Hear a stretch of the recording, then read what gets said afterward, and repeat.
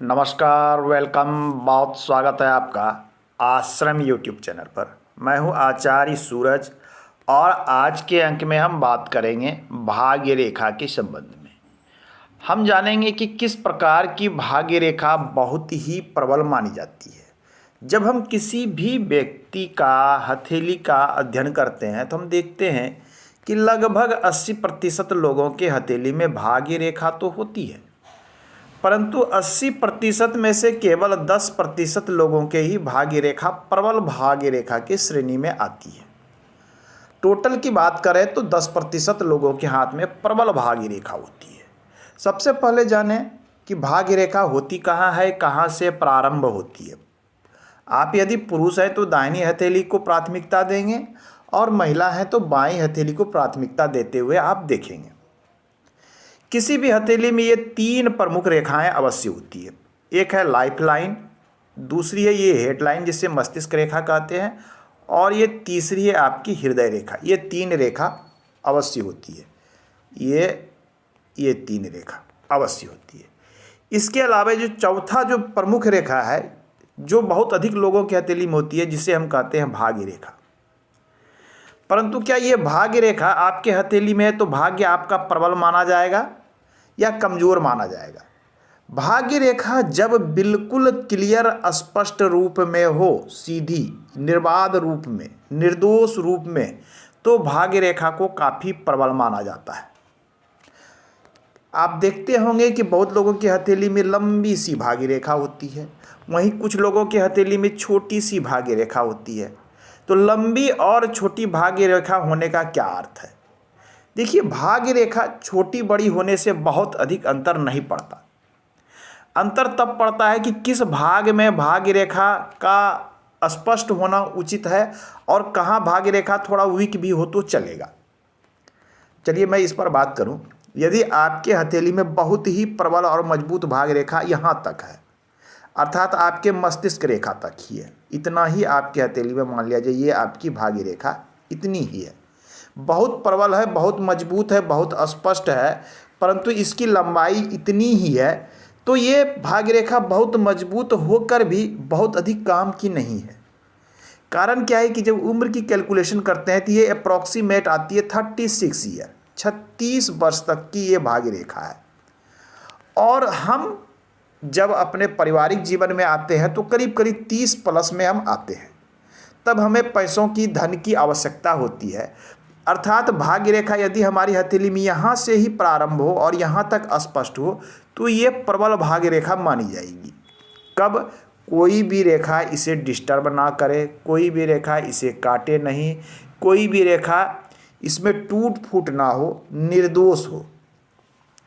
विशेष करके 36वें वर्ष से लेकर शनि पर चले जाए तो इसका अर्थ होता है कि आप 36वें वर्ष से लेकर पूरे जीवन, अर्थात जीवन के अंतिम पड़ाव तक ये भाग्य आपको सपोर्ट करने वाला है। तो ये स्थिति अच्छी मानी जाती है और प्रबल मानी जाती है। वहीं पर यदि आपकी भाग्य रेखा यहाँ से चली और हृदय रेखा पे जाके रुक गई तो इसका अर्थ होता है कि आपके 55वें 56वें वर्ष तक तो भाग्य रेखा सही वर्क कर रही थी, परंतु इसके बाद शनि के क्षेत्र पर नहीं पहुंच पाई, अर्थात आपका भाग्य यहाँ पर रुक सा गया, ठहर सा गया। तो हमारे कहने का अर्थ है कि प्रबल भाग्य रेखा आपके इस क्षेत्र में यदि अधिक क्लियर हो, स्पष्ट हो, मजबूत हो तो अधिक अच्छा माना जाता है। हम कई बार देखते हैं कि भाग्य रेखा पतली सी, टूटी हुई सी, इस प्रकार से लहरदार हथेली में दिखती है, लहरदार, टूटी फूटी, लंबी तो है परंतु ये स्पष्ट नहीं। तो ऐसी चीज़ें अस्थिरता को दिखलाती है। ऐसे लोगों का भाग्य प्रॉपर वर्क नहीं करता, काफ़ी समस्याएं रहती है, धन का आना जाना लगा रहता है, परेशानी लगी रहती है, बहुत तरह की चीज़ें हैं। रेखाएं यदि स्पष्ट नहीं है तो उसका क्लियर आपको रिजल्ट नहीं मिल पाता है।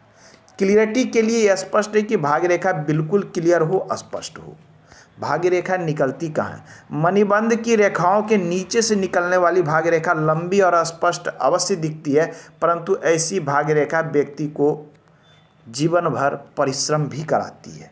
बचपन से ही परिश्रम करते हैं ऐसे लोग। भाग्य रेखा यदि मणिबंध के ऊपर से निकले, बिल्कुल क्लियर साफ सुथरी हो, यह अच्छी मानी जाती है। चंद्र से निकले और यहाँ चली जाए, यह भाग्य रेखा भी काफ़ी प्रबल मानी जाती है। राहु के क्षेत्र से निकले और शनि पर चले जाए, यह रेखा बहुत ही प्रबल मानी जाती है। ऐसे लोग युवा अवस्था में अचानक से उन्नति करते हैं, प्रगति करते हैं और जीवन में आगे चले जाते हैं। लाइफ लाइन से निकलने वाली भाग्य रेखा, ये है लाइफ लाइन, और लाइफ लाइन से निकलने वाली भाग्य रेखा बहुत ही प्रबल मानी जाती है। ऐसे लोग अपने बल पर, स्वयं के परिश्रम पर अपना राह बनाते हैं, अपना मार्ग प्राप्त करते हैं और जीवन में धन संपत्ति से परिपूर्ण होते हैं। भाग्य रेखा शुक्र क्षेत्र से निकले, प्रारंभिक जीवन थोड़ा कष्टमय अवश्य होता है, परंतु बाद में यह काफ़ी लाभप्रद होता है। भाग्य रेखा यहाँ से तो निकली, अब इस हथेली में देखिए, मैं थोड़ा सा जूम करता हूँ, ये देख लें।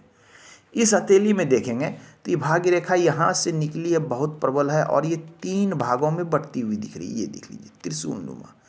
यह स्थिति बहुत अच्छी होती है, ऐसा माना जाता है और ऐसा प्रैक्टिकली देखा भी गया है कि ऐसे लोगों के पास धन का स्रोत एक से अधिक होता है, अर्थात कई क्षेत्र से ऐसे लोग धन संपत्तियां बनाते हैं।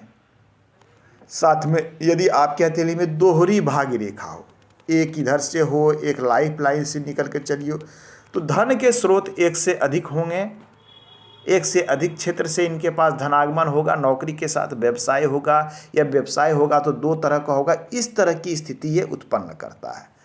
तो आज के अंक में मूल रूप से हमारा कहना था कि भाग्य रेखा केवल इस प्रकार से देखकर आप इसकी गणना ना करें, इसकी बनावट महत्वपूर्ण है। इसकी टूट फूट को देखें, इसकी स्थिति को देखें। यदि इस पर द्वीप बना हुआ है, टूट फूट है, तो भाग्य रेखा कमज़ोर मानी जाती है।